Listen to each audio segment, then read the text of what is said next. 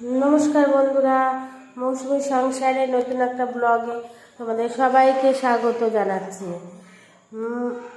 কেমন আছো তোমরা? আমরা মোটামুটি ভালো আছি। আমার সোনা ভালো আছে।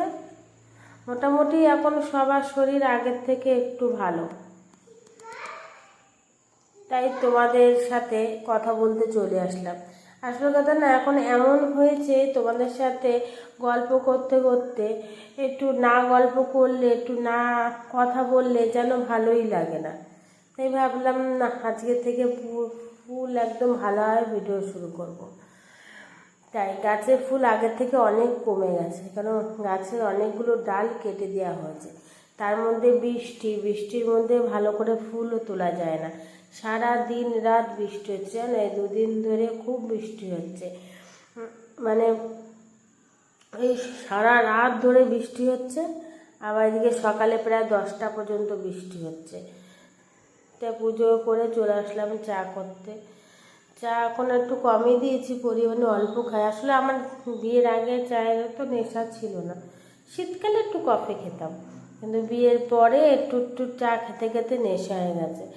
শোনার জন্য খাবারটা বসিয়ে দিয়েছি। চা হচ্ছে তাড়াতাড়ি করতে গেলেই বাড়াবাড়িটা হয়। তাড়াতাড়ি করতে গিয়ে গ্যাসটাকে নিভিয়ে ফেললাম। আসলে সারাদিন বৃষ্টি হচ্ছে, তোর বাবাটার শরীরটা খারাপ খুব, মানে হাজব্যান্ডের। তা বাজারে যাবে করে মাছ আনবো করে, আমি বললাম দরকার নেই, বৃষ্টি বাতা জ্বরের মধ্যে ঘরে যা আছে তাই দিয়েই রান্না করব।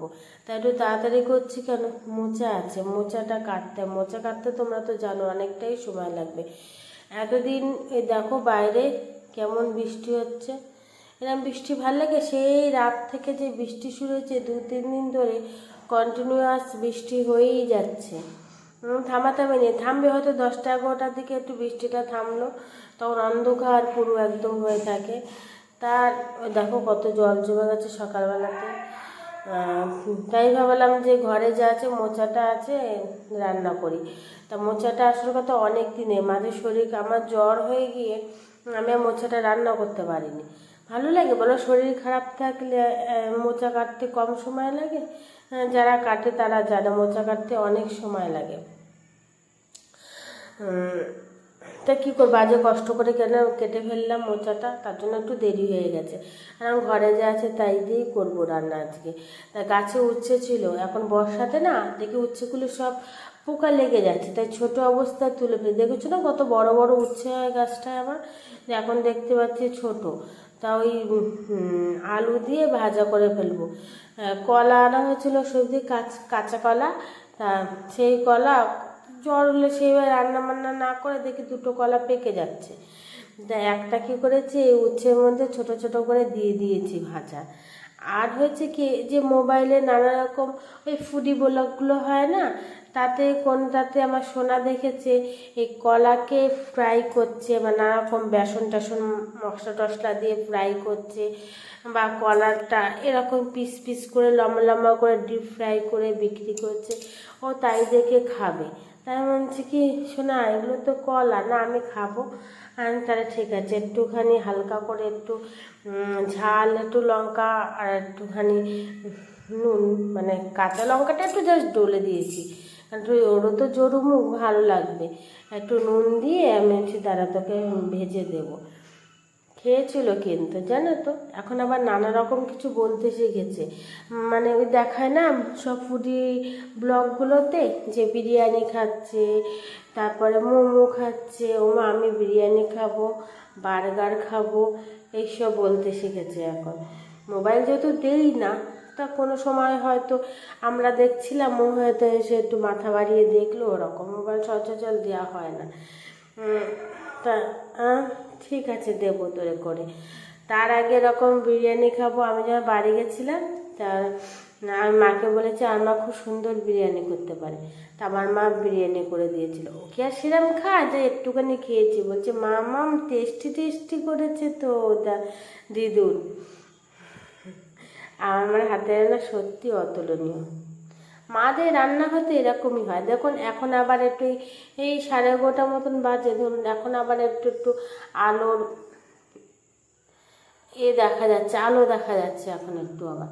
এরকমই হচ্ছে, বেলার দিকে একটু হচ্ছে, তারপরে আবার যা 2-3 ঘন্টা একটু আলো দেখাচ্ছে, রোদ্দুর না কিন্তু একটু আলো আলো ভাব দেখাচ্ছে। তারপরে তাই মোচাটা আজকে একটু বেশি করে জল দিয়ে সিদ্ধ করতে হবে, আর যদি না সিদ্ধ হয় তখন তো খাওয়া যাবে না। আর যেহেতু এক তরকারি ভাত, তারা তো একটু ভালো করে করতেই হবে, নাহলে খাবে কী করে? না, দেখবেন ভালো হলে এক তরকারি দিয়েই খাওয়া যায়, আর যদি কোনো রান্না ভালো না হয় তাহলে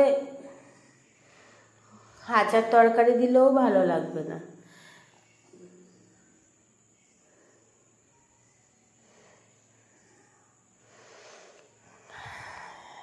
আর খাওয়ার জন্যই তো সব মানুষের মানুষের সব কিছু, এই চাকরিজীবী থেকে শুরু করে পড়াশোনা সব কিছুতেই আহার অর্জনের জন্য মানুষের। তার জন্য দেখি পরে না, এটা আমি না তাড়াতাড়ি করছি তো, অল্প একটু ধুয়ে জল দিয়ে তাড়াতাড়ি করে মানে দিয়ে দিয়েছি এতে, কড়াইতে রান্না করা যায়। মোচাটা একটু চটকাবো, না মিশলে ভালো লাগে না, মিশবে একটু, কিন্তু গরম তো, আমি তো আর একটু ঠান্ডা করার সময় পাইনি। জলে ধুয়েছি, অল্প একটু ঠান্ডা হচ্ছে সেরকম না, আমি তাড়াতাড়ি মোচা নামিয়েই কড়াই বসিয়ে দিয়েছি, ওর জন্য বেশি আর ঠান্ডা করতে পারি, তাহলে মোচাটা হাত দিতে পারছি না, গরম। তার জন্য চেষ্টা করছি একটু হাতা বা খুন্তি দিয়ে একটুখানি ঘেঁটে দিলে কি দেখতে ভালো লাগবে, খেতেও ভালো লাগবে, কিন্তু তাকিয়ে তাকিয়ে থাকে কেমন লাগে দেখতে। বৃষ্টির দিন না কোনো কিছুই করা যায় না বলুন, সব কিছুতেই একটা অসুবিধা। তো আমার সবই ঘরের মধ্যে, অসুবিধা নেই, কিন্তু একমাত্র বাসন মাজার সময় একটু অসুবিধা, সেটা বাইরে গিয়ে মাজতে, আবার বৃষ্টিতে না কমলে আমি মাজতে পারছি না, কারণ এই জ্বর থেকে উঠলাম, আবার যদি বৃষ্টিতে ভিজি তাহলে আমার কে দেখবে বলো তো? তাই একটু অপেক্ষা, এবার ও রান্না হয়ে গেলে খেতে দেবো শাশুড়ি মাকে, দিয়ে স্নান করতে যাবেন, আমি এদিকে বাদ বাকি কাজগুলো করে নেবো।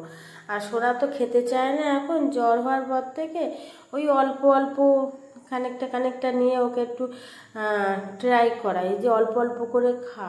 ও দেখতে পাচ্ছি ইদানিং একটু মুখে একটু হয়েছিল তো কমে গেছে, তাও 2-1 জায়গা মুখে একটু ছালোটা মতন আছে, ওর জন্য এখন কিছু দিচ্ছি না, ওই ঘি আলু সুতো দিয়েই খাচ্ছে।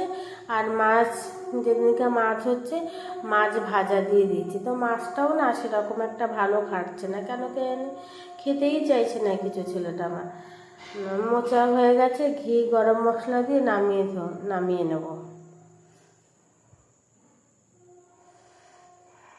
নিরামিষ তরকারিতে একটু ঘি গরম মশলাটা না দিলে ঠিক একটা জমে না বলুন।